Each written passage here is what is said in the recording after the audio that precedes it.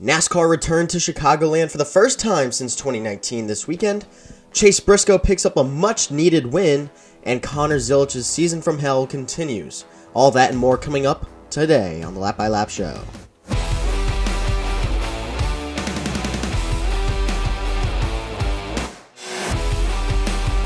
How's it going, y'all? My name is Austin McConnell. Welcome back to the Lap by Lap Show.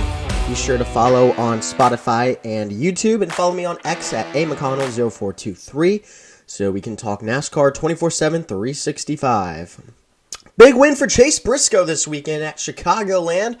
We'll take a look at the race results and the top finishers, and then we'll also take a look at the standings after Chicagoland, with just only a few more weeks until we start gearing up for that final Chase run. Who's going to be inside that top 16? Who's going to lock themselves in those final weeks? Well, we'll start with the race results first. A big win for Chase Briscoe. A much-needed win.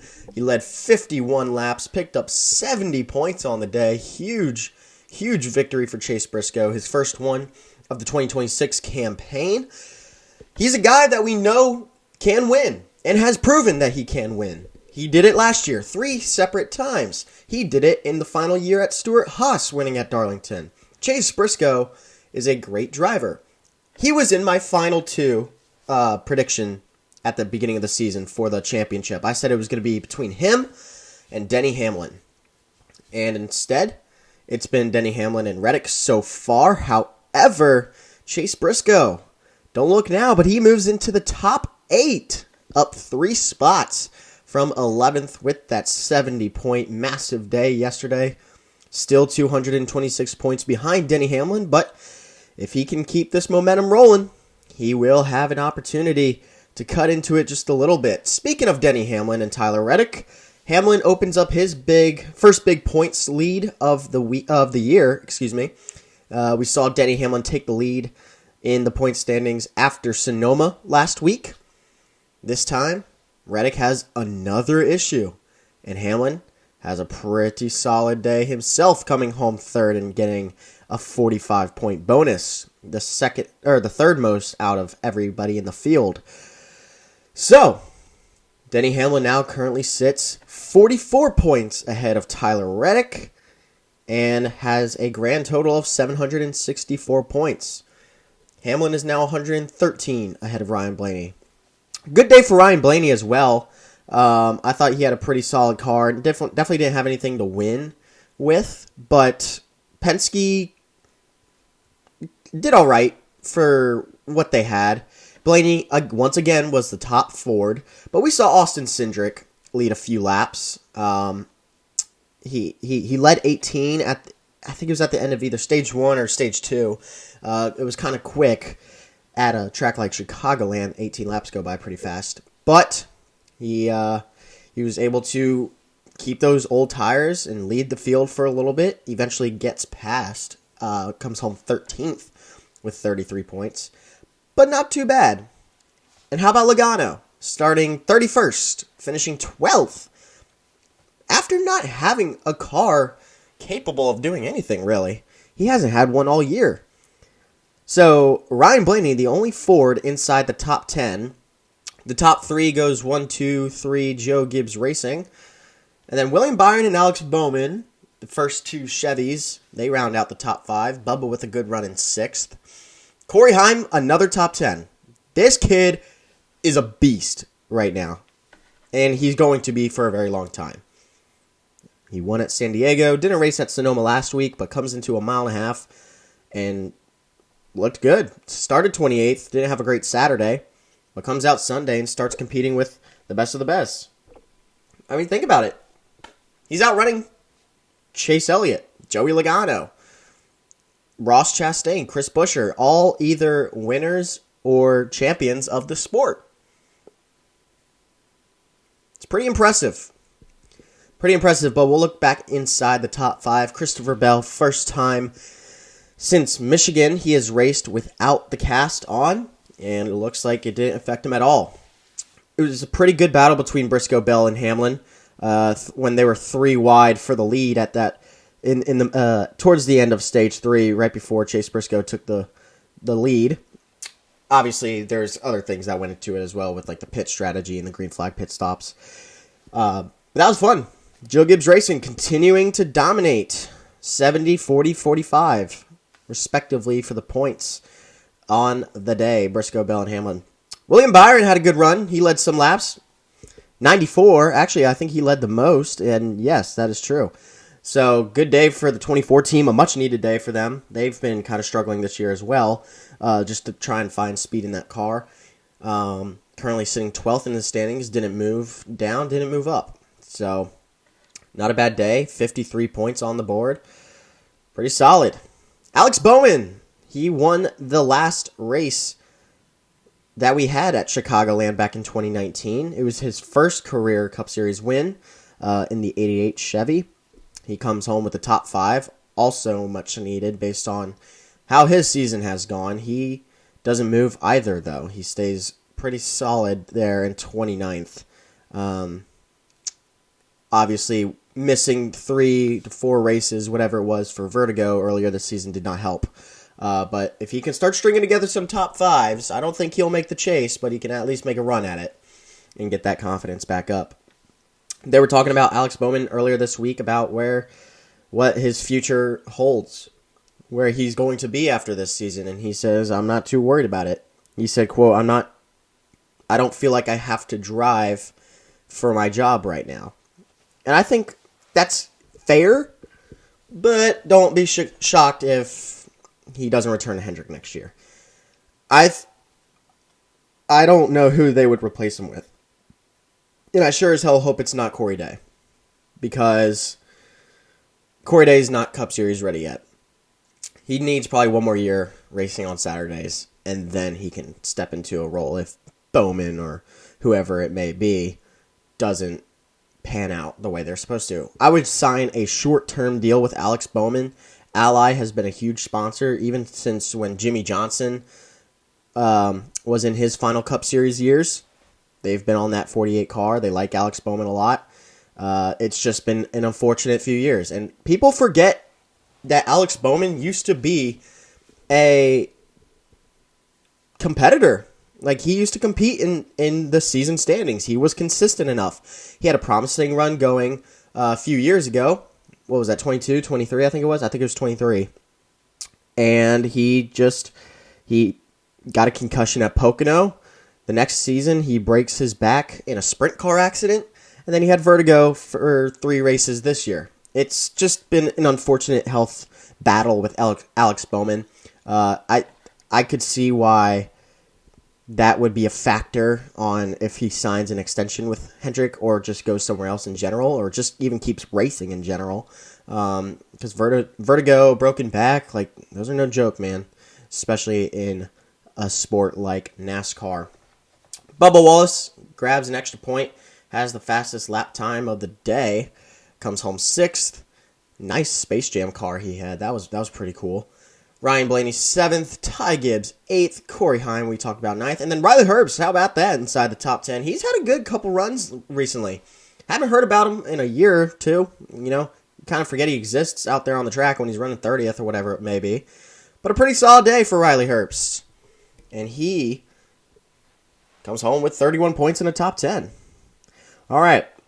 We took a look at the top finishers. Let's take a look at the standings. Nothing crazy here, except for Chase Elliott jumping Kyle Larson. Kyle Larson ended up coming home 34th.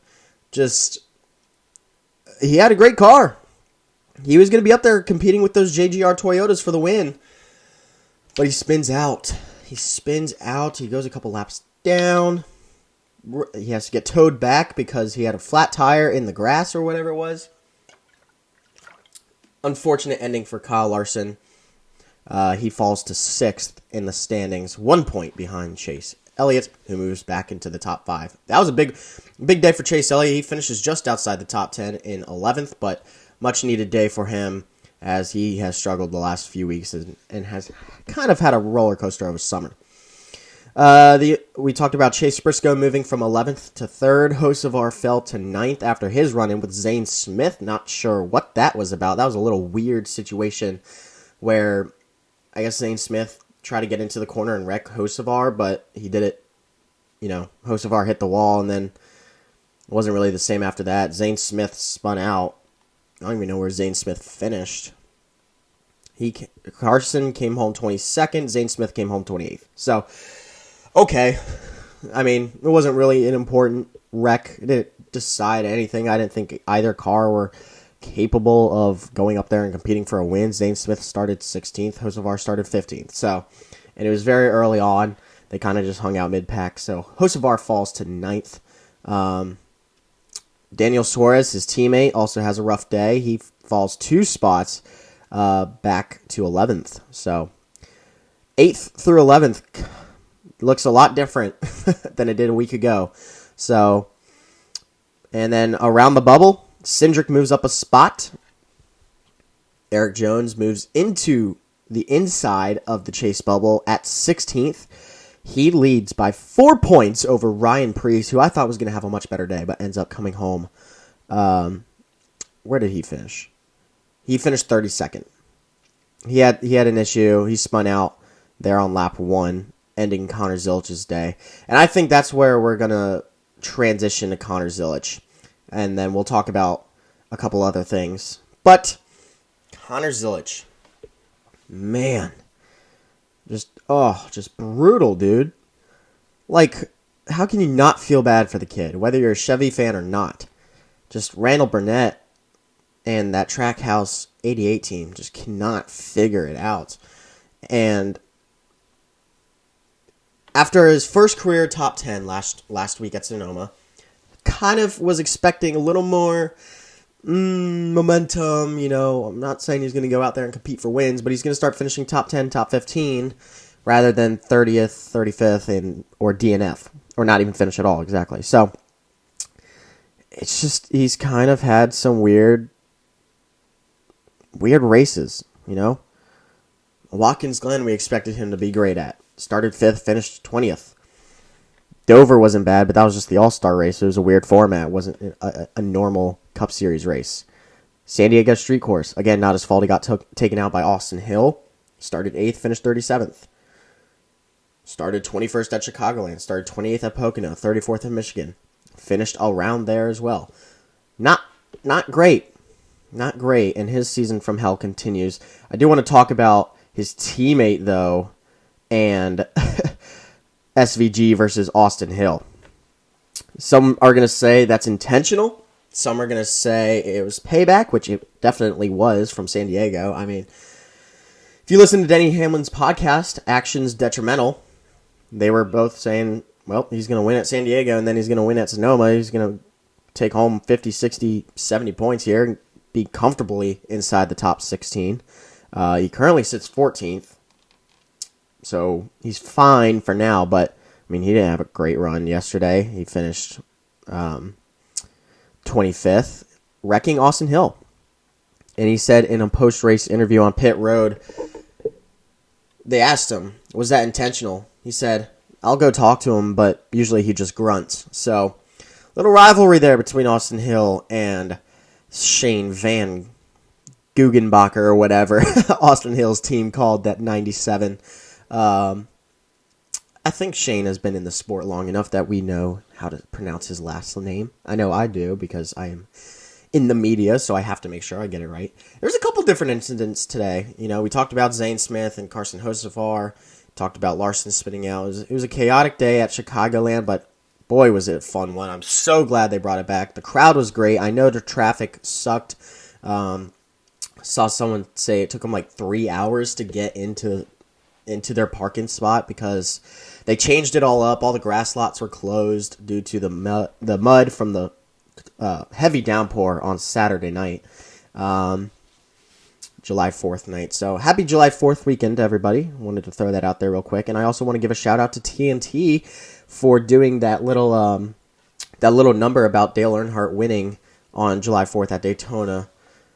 The when they returned, I'm sure you guys saw it either on Instagram, Twitter, or on the broadcast if you watched the pre-race. But that was a really good number they did. Dale did not understand or did not know that was part of the show. And he ends up coming home with some good memories 25 years ago on July 4th weekend. So That was a really cool one. Let's see. What else do we have to talk about? Talked about the standings. We talked about the points. Yeah, big weekend for Chase Briscoe. Much needed. He's inside the top 8 now. He's only 3 points behind Chris Buescher, where we go to Echo Park next week. I don't know.